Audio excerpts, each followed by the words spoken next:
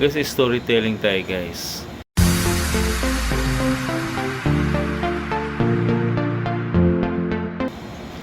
Ah, kanina kasi guys, ang tagal ko nakasakay.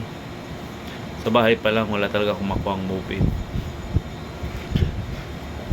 Ngayon, pumunta ako ng bayan. Doon na lang ako sumakay kasi ganong oras na nga. Pagdating doon guys, nahirapan din ako guys, wala talaga akong nasakyan. So napilitan akong sumakay ng jeep. Alam mo guys, anong oras ako karating dito? Alas 9 na.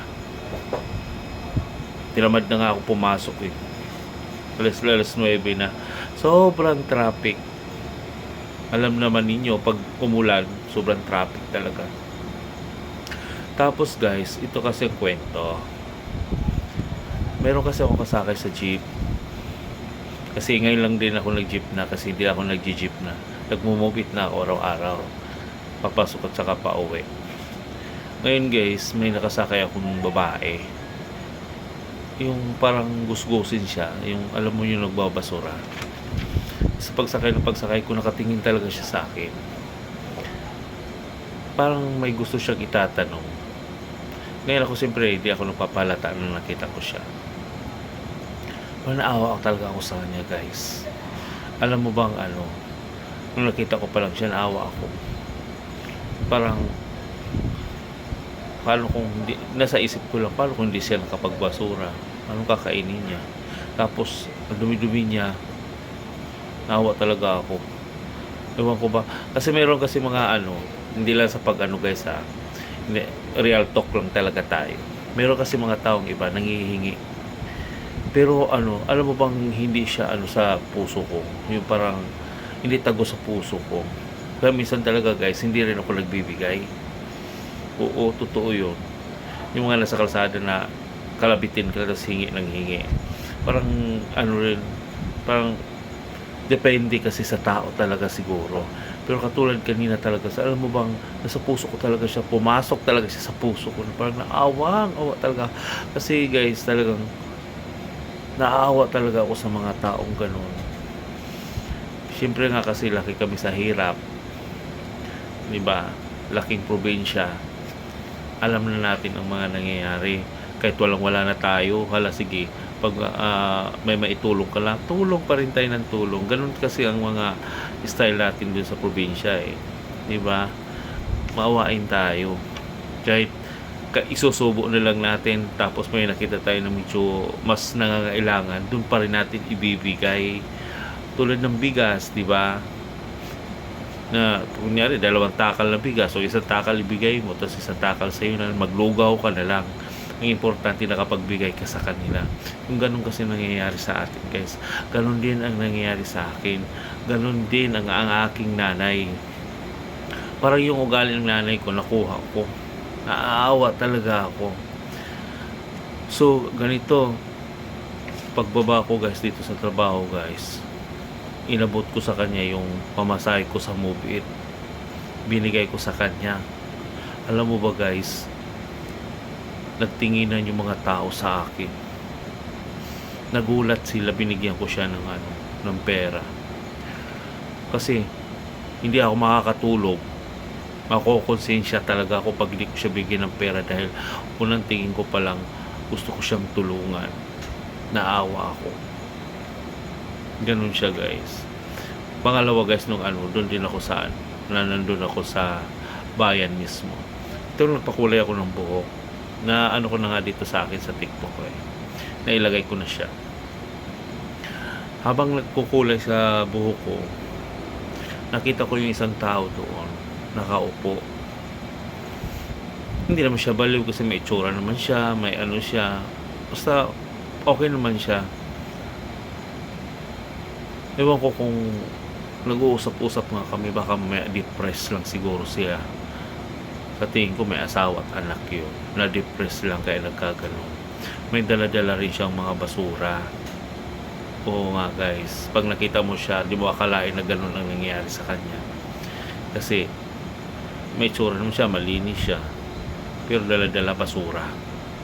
Kaya guys, nakaupo lang siya doon. Ano bang nakita ko siya, lahat ng mga iniwanan ng pagkain ng mga tao, kinukuha niya at kinakain niya kasi wala siyang pambili. Nakita ko talaga siya, pumunta siya doon sa ano, wala siyang pambili. Ano ang ginawa niya? Uminom na lang siya ng tubig.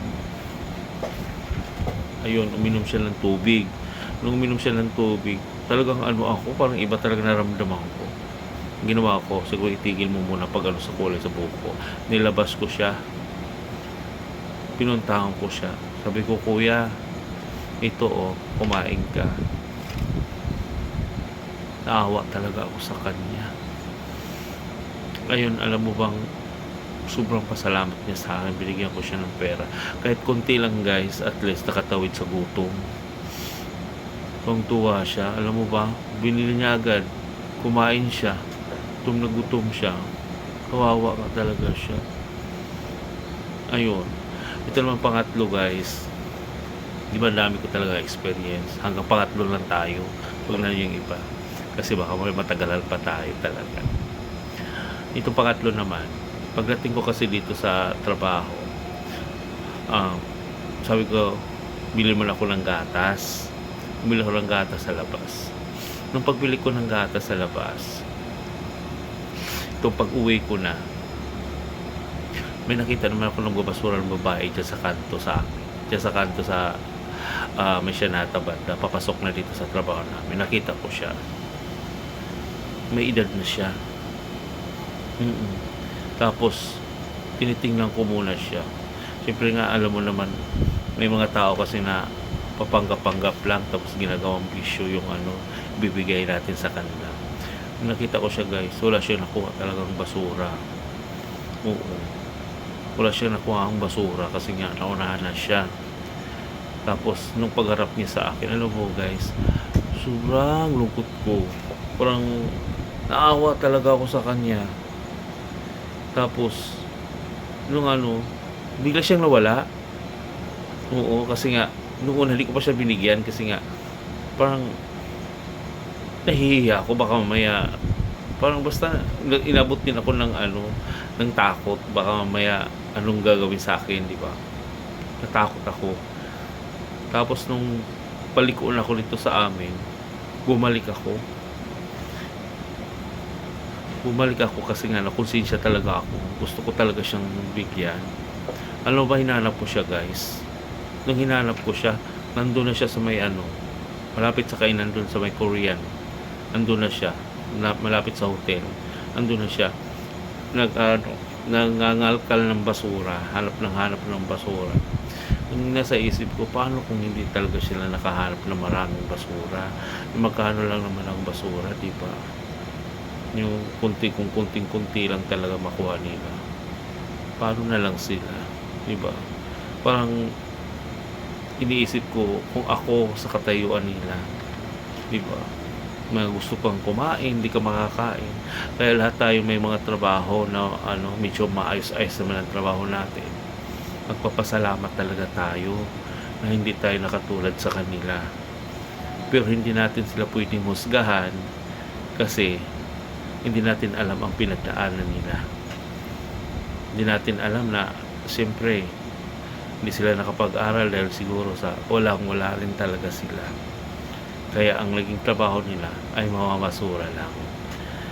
Meron namang namamasura na madami rin silang nakukuha. Hindi naman lahat na namamasura ay kunti lang nakukuha. Pero pag ganyan sa mga edad ng mga 60 to 70, tapos ikaw lang mag-isa sa kalsada, nakakaawa talaga. Lalo't wala ka namang nakukuha. Ayun, sabi ko, ate, kahit pangkape mo na lang to at bumili ka ng tinapay. Ayun guys, binigyan ko siya. Tuwang-tuwa siya, nagpapasalamat na ulit siya sa akin. Guys, pag nagbigay ka at nagpasalamat sila, sobra talagang happy mo rin. Ayun guys, nagpapasalamat siya guys. Oo, ayun. Sabi at tuwang-tuwa siya. Ayun lang guys. Bali, sinishare ko lang yung yung mga karanasan ko sa mga karanasan ko dito sa kalsada. Nakikita ko dito. Yun lang guys. Bye-bye. Thank you. Kung bago ko pa lang sa aking channel, just click the subscribe button and huwag kalimutan pindutin ang notification bell para lagi kang update sa aking mga video.